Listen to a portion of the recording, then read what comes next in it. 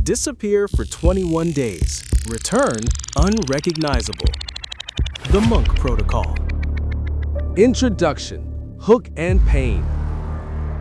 Be honest, how many times this year have you promised yourself that from Monday, everything will change? How many times have you made the perfect plan, written down your goals in a beautiful notebook, felt that surge of motivation, only to find yourself in the same situation 3 days later? On the couch, with your phone in your hand, with a feeling of sticky, heavy guilt somewhere in your chest. You know you're capable of more. You physically feel this potential. It's pressing on you from the inside, but every day is like the last. You're stuck in a Groundhog Day where your only function is to consume content created by other people and dream about a life you don't have. You've become a spectator, an NPC in your own game. The problem isn't that you're lazy. The problem isn't that you lack willpower. Your operating system is overloaded. Your cache is overflowing with junk. You're trying to run a complex application called Success on a computer that's frozen from hundreds of open tabs. You can't build a skyscraper on a swamp. First, you need to drain the swamp. Today, we won't talk about how to add new habits to your life. We'll talk about how to remove everything unnecessary. I'm offering you a deal. You give me 21 days of your life. In return, you get complete control over your brain. It's called the Monk Protocol, and it's possibly the hardest thing you'll do in years, but this is what will set you apart from the gray mass. Part 1. Neurophysiology of Noise. Let's figure out why you can't just start working. Why don't the productivity guru's tips work for you? Because the modern world is designed to break your dopaminergic system. Your brain is not evolutionarily adapted to such a large number of stimuli. Every notification, every catchy headline, every short video is a microdose of cheap dopamine. Your brain is an addict, hooked on easy pleasures.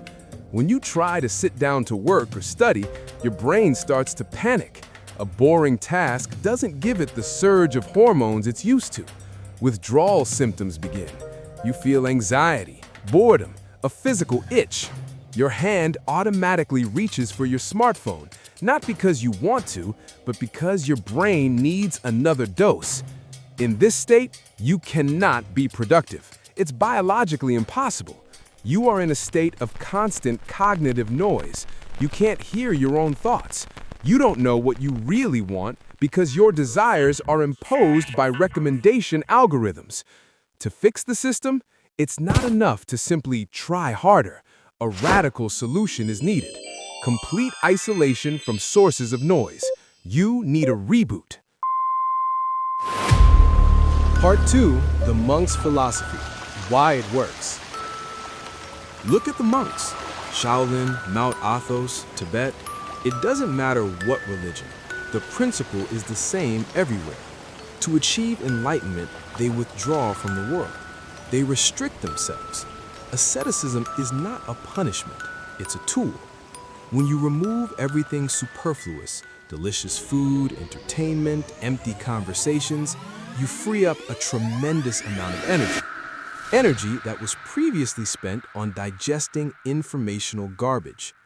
The monk system that I propose doesn't require you to go to the mountains and shave your head. We adapt ancient wisdom to modern realities. We use the principle of gamification. Imagine it's a challenge, a game, a special operation. For the next 3 weeks, you enter ghost mode. You disappear from the world of entertainment to reappear in the world of results. People will ask, where did he go? Is he all right? Let them ask. While they're discussing gossip, you'll be building the foundation of your new personality. Ready? Here are the 3 pillars of the system. If you break even one, you lose. Start counting the days again. Part 3. The 3 pillars of the protocol. The rules of the game. This is the hardest part. Pillar number 1. Digital silence. You delete social media apps from your phone. Not just hide them in a folder, but delete them. Instagram, TikTok, YouTube, yes, even YouTube. Only keep it for educational purposes. No news, no TV series before bed, no music with lyrics while working. You only use your phone as a tool, calls, maps, messengers, strictly for business. For the first 3 days, you will feel physically unwell.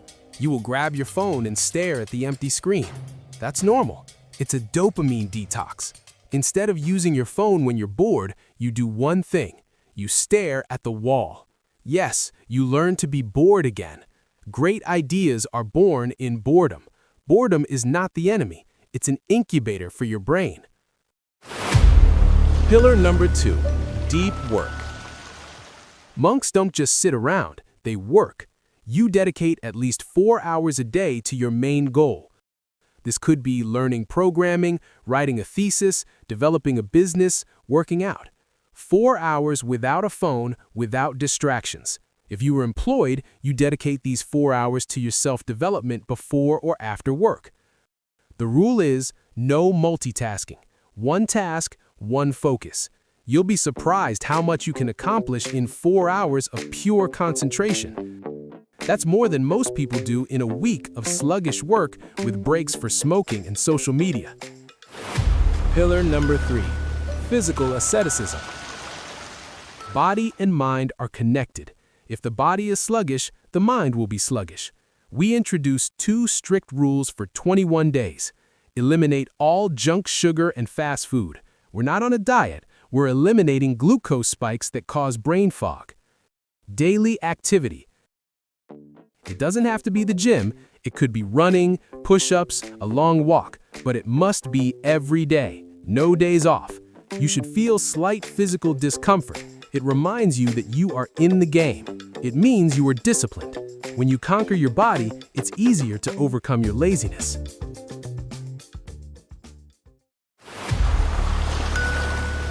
I won't lie, on the 5th or 7th day, your brain will start to sabotage you. It will whisper very logical things to you. Come on, you can watch a TV series just once. You've already done well. You deserve a rest. This is too hard. Why do you need this? Live like everyone else. This is the voice of your old personality, the personality that led you to a dead end. It is afraid of death, because change is the death of the old self. At this moment, you must remember why you started this. Use the monk's diary technique. Every evening, write down your feelings. Write down your withdrawal symptoms. Pour this poison onto paper. When you write, "I want to just mindlessly stare at my phone," you objectify the desire. You separate it from yourself. You look at it from the outside and say, "I see you, but I will not obey you." Remember, the pain of discipline weighs grams. The pain of regret weighs tons. You are now choosing which pain you will carry. Part 5. The result. Your new reality. Colors will become brighter. Food will taste better. You'll start noticing details you previously missed, but most importantly, there will be silence in your head. Crystal clarity. You'll sit down to work and you won't feel overwhelmed. You'll simply start doing it, easily, calmly, like a machine. You will gain self-respect, not narcissism, but a deep, quiet respect for yourself. You said it, you did it. You were able to control your instincts.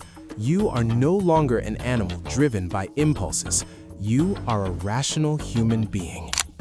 You will emerge from ghost mode with results that others achieve in years. And people will ask, "What's your secret?" And there is no secret. You simply stopped being a slave to the noise. Close this video, open the next one in the recommendations, and forget everything I said in 10 minutes. Go back to your swamp. Or start the game right now. Not tomorrow, not on Monday. If you are ready to challenge the system and yourself, write one phrase in the comments. "I'm in the game," and put the start date. This will be your public promise. Come back to this comment in 21 days and write how your life has changed. Most people will just listen to this video, but you are not most people. After all, you watched until this point. Time has started. See you on the other side.